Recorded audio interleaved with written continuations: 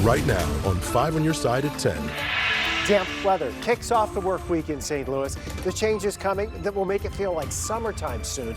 And when stronger thunderstorm chances are set to return to the middle part of the country. A young mother gunned down on Mother's Day. Her spirit was like joyful. The tragedy happening just hours after she celebrated the day with her son at church. Our top story, stunt drivers wreaking havoc in Holly Hills. Tonight, the calls to curb the chaos. Could have been a lot worse. Thank God nobody was hurt. Tonight, St. Louis police are asking for your help to catch those dangerous drivers. Good evening, everyone. I'm Kelly Jackson. Mike Bush has the night off. Neighbors in South St. Louis captured the bedlam last night. 5 on your side's Laura Barteski has new reaction tonight from neighborhood leaders. Kelly, this chaos started in Holly Hills and moved on to 5 different locations across the city. One alderwoman says they need a combination of enforcement and infrastructure to deter this kind of behavior. Around 9 o'clock Sunday night, neighbors who live near Holly Hills and Leona witnessed a street takeover with more than 50 drivers involved. And they were doing donuts in the intersection here, but with them they brought a lot of spectators, just a huge mob of people. They blocked off the inbound lanes of traffic, most of the lanes, and they were all out of their cars filming. There were people driving out, hanging out of their car windows. A woman just brandished the gun at her and said, "Get back in your house," as they were taking over this section of streets. Several witnesses called 911, but a firefighter in need of aid call came through to St. Louis police at the same time, leading to some delay in the response. A commander of the Mobile Reserve Unit responded at 9:13, but had just missed them. At that point, and based off of the intelligence that he has in recognizing the behavior of these groups, he continued on to another location in South City. It's South Kings Highway in Christie, which is the Burlington Coat Factory parking lot. St. Louis police say they dispersed the group from a total of 6 different locations using spike strips to slow down up to 50 different vehicles, something Alderwoman Ann Schweitzer says sends a message. We want people to know that if they come into our city and do this, there will be consequences and that they will have damage to their vehicles because we're not going to tolerate it. Schweitzer says they've already taken some measures to deter this behavior in the area, including gate closures at Carondelet Park from 10 p.m. to 6 a.m., but they need to do more. We're also working with the Holly Hills Special Business District on that intersection at Holly Hills and Leona to extend the medians there so it would make that intersection much less conducive to this sort of behavior. St. Louis police are asking the public to report any of this information that they have, as well as videos, but they're also asking for local car repair shops to report any vehicles brought into them that have tires with spikes in them. They can call South Patrol at 314-444-0100. Reporting live downtown, Laura Barteski, 5 on your side. Now to the weather impact forecast. Scattered showers continue to move through the bi-state, and they could linger into tomorrow. Chief Meteorologist Scott Connell is tracking when we're going to finally dry out, Scott. You know, I think we're going to dry out for most of us a bit tomorrow. The rain chances aren't as great, but notice, if you will, the top of the arch. That's right where the base of the clouds are right now. The base right up there, top of the arch, about 600 feet off the surface. We've been tracking these showers in here. Some of us had a couple of rumbles of thunder. There were some downpours this evening. But for most areas, the rain wasn't all that heavy. Seemed like the heaviest rain was on the Illinois side, off to the east and southeast of St. Louis, in the farm fields, which do not need any more rain, across Madison County into portions of Clinton and Washington County. Look like Trenton, over an inch of rain here. Generally, 1 to 1.5 inches of rain in that narrow band there. Most of the metro ending up with anywhere from about 1/10 of an inch to 1/2 an inch of rain. The rain chances tomorrow are lower overall than they were today, but there still could be a few showers, especially east of St. Louis. We should be dry Wednesday and Thursday, highs around 90, if not a little above on Thursday. We're talking more about that and the potential for stronger storms when they might arrive in a few minutes, Kelly. All right, Scott. Just hours ago, we learned the identity of the teenage girl killed in a crash in Clinton County. According to police, 2 UTVs and a pickup had just left Central High School in Breeze, Illinois on Friday afternoon. They all followed each other to Drive-In Road. That's where one of the drivers of the UTV lost control and was thrown onto the road. 16-year-old Macy Haar of Germantown died. 6 other teens were involved in the crash, which remains under investigation. Some elementary school students in East St. Louis are recovering tonight after their school bus was involved in a crash. It happened just before 12:30 today on I-64 near 25th Street. Police say 2 other cars were involved. Some of the 22 students on board were taken to the hospital complaining of experiencing pain. None of the injuries are believed to be serious. New details tonight in a shooting that left a young mother dead in North City on Mother's Day. Today, police identified the 24-year-old as Joray Hadley. She was found in her car, shot multiple times. 5 on your side's Brent Solomon, just back from the Ville neighborhood, speaking with Hadley's church family. Brent. Kelly, she had just joined the Unfailing Love Christian Church, and she was there for Sunday service with her son. No one ever imagining her life would be cut short just hours later. I was up all night. I couldn't even sleep. Because when the call came, it was truly hard to grasp. I was like, please let this not be true. 24-year-old Joray Hadley had just attended a special red carpet Mother's Day here at her new church.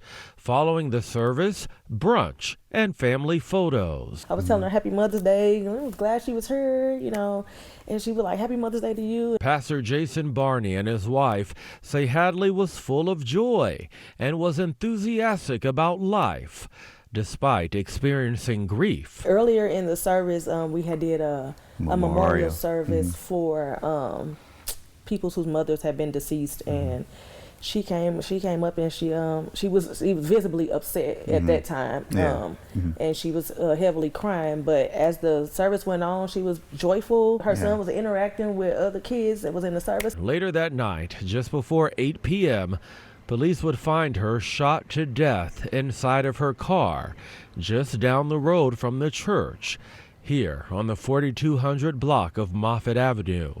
A man in the area says he heard 10 to 15 gunshots. Just rapid shooting, not machine gun shots, just kind of rapid shooting. That's it. I ain't heard no car squealing or nothing like that, but something that need to be, addressed as soon as we can.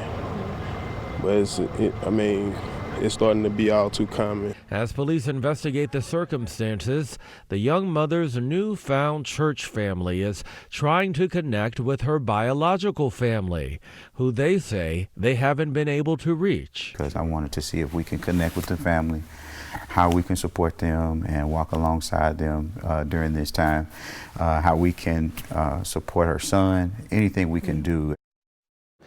If you know anything about this crime, who pulled the trigger or why, the number to call is on your screen, 866-371-TIPS. Just hours ago, a new lawsuit was filed against 2 former leaders with St. Louis Public Schools seeking reimbursement for misused funds. A taxpayer filed the lawsuit alleging Dr. Keisha Scarlett racked up $56,000 on her district-issued credit card for personal expenses. The former superintendent was fired after an audit revealed problems with her hiring practices and credit card uses. Former board president Tony Cousins is accused of improperly receiving reimbursement for travel expenses. A North Carolina-based communications company is also named in the lawsuit for entering in an $84,000 contract with Dr. Scarlett without board approval. Tonight, an inside look at the latest programs happening at the City Justice Center. For years, the jail has been lacking this type of initiative. New at 10, 5 on your side's Justina Coronel went into the cell block and talked with detainees and jail leaders. At the City Justice Center, new programs that could pave the way. The program has helped me a lot. New leadership aims to bring new promises at a jail swarmed with decades-old problems. We're starting to get certainty, and that's the key to the change in this building and in St. Louis City. Since January, a new interim commissioner has implemented several programs. I think that all works together to have other programs. It really makes a difference for the recidivism. Beyond job training and a food handling initiative, a veterans program has officially launched. So we've opened up doors and resources for them so it can be successful when they leave. It's a threefold. We have group sessions from mental health. We have resources from the actual veterans downtown. They actually come in and provide the services. And then we have the spiritual part. Detainee and veteran Gordon Carruthers goes to these sessions. I served, well over 40 years ago, and I didn't realize the help that's out there for veterans. There, he meets Chaplain Bernice Jones. We would have Bible class, we will read scriptures, we will pray together. And I come to help them to make a U-turn in life. So when they leave here, they will have some type of foundation as to which way they should go and not stay on that same dead road that brought them in here in the first place. Veteran and detainee Eric Wooten participates too. For participants, it's an opportunity to improve their lives. It's hope to understand that it's still time to get yourself together, to rehabilitate, to make a change, to get out of here or do better, and to transition fully into the civilian life. We still human beings at the end of the day, so the programs do help. It gives us hope. Justina Cornell, 5 on your side. The interim commissioner says more work needs to be done. The idea is to hire additional staff to implement more programs. The jail is currently down 39 correctional officers. The goal is to hire 25 more. But I'm going to let you in on a little secret. Being the GOAT was never the goal. All I ever wanted was to be the greatest Simone that I could be. A golden moment for graduates at Washington University this morning. Simone Biles, the most decorated U.S. Olympic gymnast, delivered the commencement address. She was honored with a Doctor of Humane Letters. Kinloch native actress Jennifer Lewis received a Doctor of Fine Arts. A record 17,000 people packed France's Olympic field in the rain for the commencement ceremonies. Tonight, concerns over the reemergence of a flesh-eating parasite. The move by the U.S. to put a cattle stop at the southern border. Deceit at your doorstep. They're sending free gifts to people's addresses. Tonight, the Verify team finds the gifter might actually be a grifter. I think some of us would like to gift our wet weather to some other part of the country. Why these rain chances drop off as temperatures soar before the week's end. A preventable tragedy. That's what Missouri Attorney General Andrew Bailey is calling a natural gas explosion that killed a 5-year-old boy. He filed a lawsuit today against Liberty Utilities for last month's explosion in the town of Lexington, which is outside Kansas City. Bailey alleges an employee of the gas company falsely told a crew installing fiber optic cables that all gas lines had been marked. Liberty says it can't comment on the lawsuit. The last known American hostage held by Hamas is finally free tonight and headed home to New Jersey. The emotional reunion for Eden Alexander and his family happened hours ago at a hospital in Tel Aviv. The 21-year-old American-Israeli soldier was held captive in Gaza for more than 580 days. He later held up a sign thanking President Donald Trump. The release comes as the president left to visit 3 Middle East countries in his first major foreign trip of his second term. And before he left, President Trump signed an executive order to lower how much you pay for your prescription drugs. It caps the prices at the lowest rates paid by other developed countries. A pharmaceutical trade group says this will lead to fewer treatments and cures and threaten American jobs.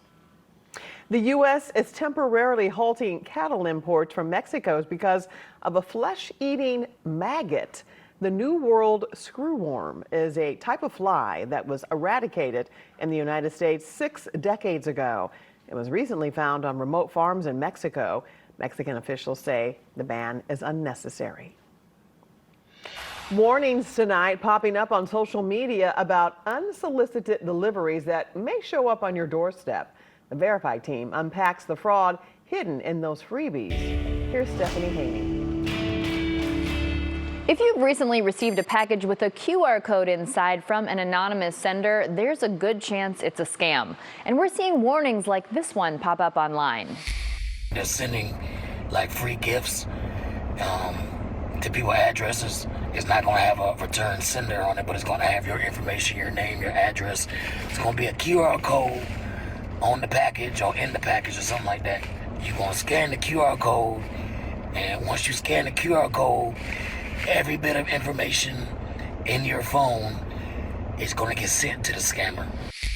Both the Federal Trade Commission, or FTC, and the United States Postal Inspection Service, or USPIS, are on to this. So here are a few Verify Fast Facts to help you spot this scam before you get tricked. First, receiving a package with no return sender listed is a major red flag. The USPIS warns that packages without return address information are being sent, including cards with QR codes. The QR code is sent under the guise that you need to scan the code to find out who sent you the gift or to get more information about the company that sent the gift, but it's a trick. Second, when scanning any QR code, it's a good idea to check that the URL of the site it takes you to matches what appears on your screen.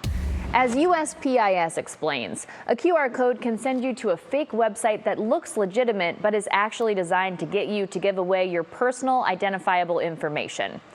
And third, if you scan a QR code, the damage could be done before you even know it. The FTC says scanning a QR code could download malware onto your phone and give hackers access to your device.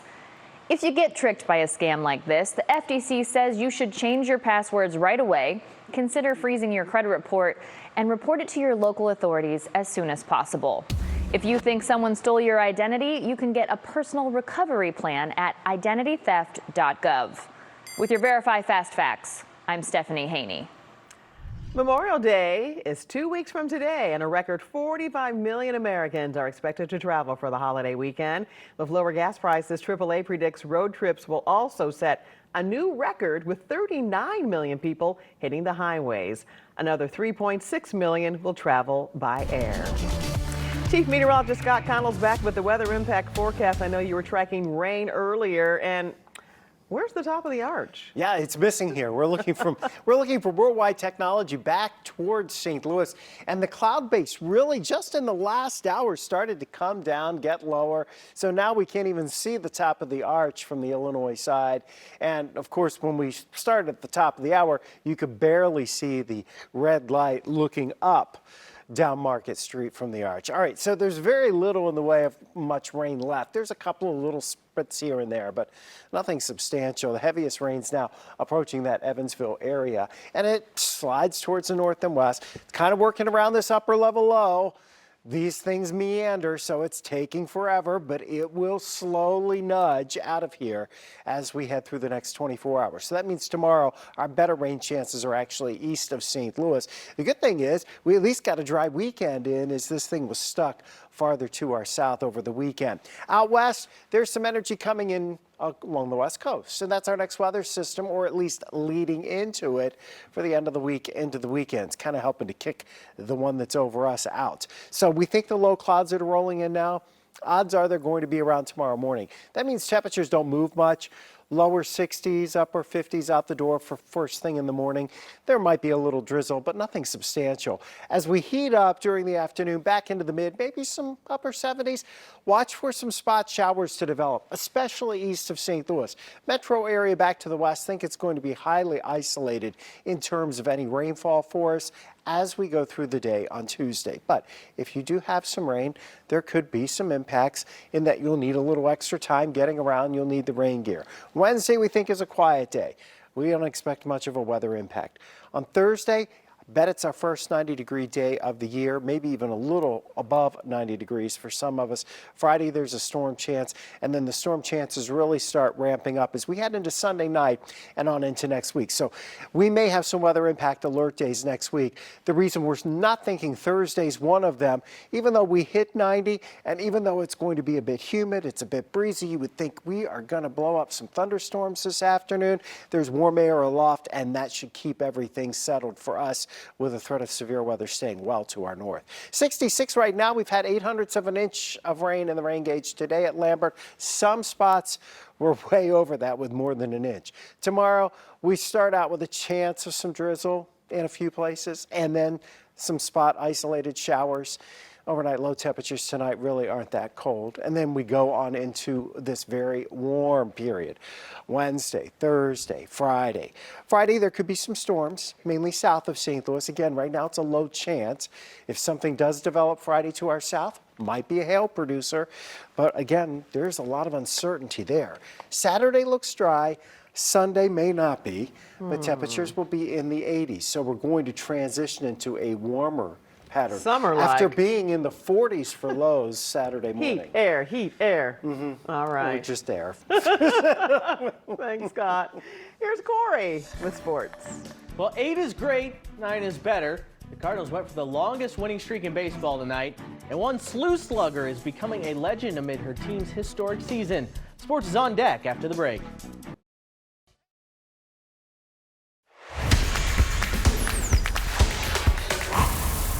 Now, I'm not saying cancel your October plans. I'm not saying start staking out your spot on 8th Street for the World Series parade. But I am saying this. The Cardinals are fun. Lots of fun has been had during this 8-game winning streak. They tried to keep the good times rolling tonight in Philadelphia. Matthew Liberatore on the mound for the opener in Philly. He was good once again. See you later, Bryce Harper. That was nasty. This lineup is just different with Ivan Herrera in it. Tied at 1 in the 6th. And not anymore, it's not. Herrera with a laser homer to right his 5th of the season, 2-1 Cardinals. Bottom 6, Phillies are going to tie it off Libby on a grounder to Nolan Arenado that's going to end up scoring a run. 2-2 game. They would have taken the lead that inning if not for this diving play from Wilson Contreras at first base to end the inning. Man, has he been impressive over there. 7th inning now. Mason Wynn has a lead on his mind. A solo bomb with 2 outs to give the Cards a 3-2 lead late. Mason's 4th homer of the season. Bottom 9 now. 2 outs. Ryan Helsley on for the save. Trey Turner gonna hit an absolute bullet. But here comes Jordan Walker out of nowhere to make the catch and secure the win. 9 straight wins for the Cardinals, the longest winning streak in baseball this season. A win like that gives that group some good confidence knowing that they can hang with anybody. Our offense has been doing its thing the whole year, but yeah, no, I mean, our pitching has just been dominant the last 9. It's been a lot of fun.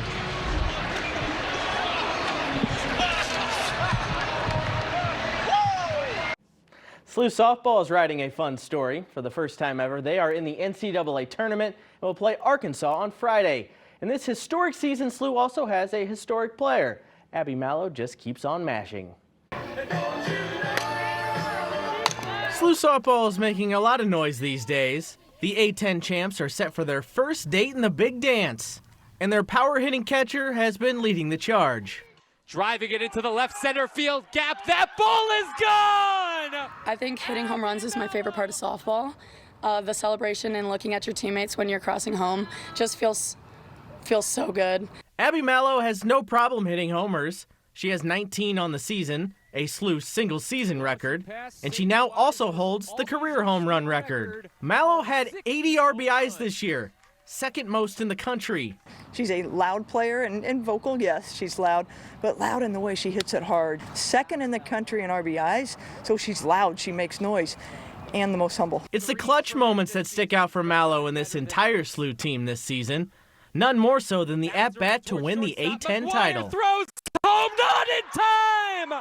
A first A-10 championship does quite fit the bill. I look in her eyes, I see it. It just, it's calm, it's confident. I feel lucky to feel that pressure and feel that big moments. They become a little bit smaller when you feel prepared for them. Mallow is just a junior, so her legend will only continue to grow. I'm going to put her as a Hall of Famer already, but she's got to wait a few years after she graduates. But that's the type of career she's had. But right now, it's all about that first trip to the big dance. And it's just rewarding to get seen nationally, and everyone can see our journey and see the work we've put in, and we just want to prove it against the best. The Battlehawks are on a 3-game win streak and tied for the best record in the UFL. In their last 2 games, they've allowed just 15 points combined. The defense is in the zone, and they know it. He wanted violence. He wanted us to finish the game and finish strong. We really been taking it on ourselves. Like, at the end of the day, our defense has to beat the other team's defense. When they're down there, we stopped them on 4th down. I mean, that's a big stop. It's a big momentum shifter. And, you know, that just shows that we're locked in. Spike Lee and Knicks fans praying for a Game 4 win over Boston tonight. Jason Tatum was magnificent for the Celtics. 42 points, including 7 3-pointers. But here's the play people are talking about. Jeff City's OG Anunoby gets the steal and slam for the Knicks as New York pulls away and Tatum is hurt. He is in immense pain and helped off the court as the Knicks win 121-113 and take a 3-1 series lead. Sending our well wishes to our St. Louis kid on the Celtics. You always hate to see that. Yes, he looks like he's in a lot of pain. Especially that's our guy, Jason Tatum. Exactly. So hopefully he's okay. All right. Keep us posted. Yeah, absolutely. Thanks, Corey. Well, he is the Cardinals' biggest fan. How you can help Fred Bird earn his call to the Hall. NBC released its fall schedule today. The big change, the return of NBA basketball. Games will air Tuesday night starting in October. Chicago Bulls legend Michael Jordan will be a special contributor. And in November, Wicked stars Cynthia Erivo and Ariana Grande will perform songs from the blockbuster musical during a live special. It will air ahead of the November 21st theatrical release of the sequel, Wicked for Good. You can watch it all right here on 5 on your side. And Fred Bird could soon join the likes of other Cardinals greats. The Cards' biggest fan is a finalist for the Mascot Hall of Fame's 2025 class. You can vote once per day through May 24th, and we have a link in the As Seen on TV section of KSDK.com. Thanks so much for joining us at 10. We're always streaming on 5+. Have a good one.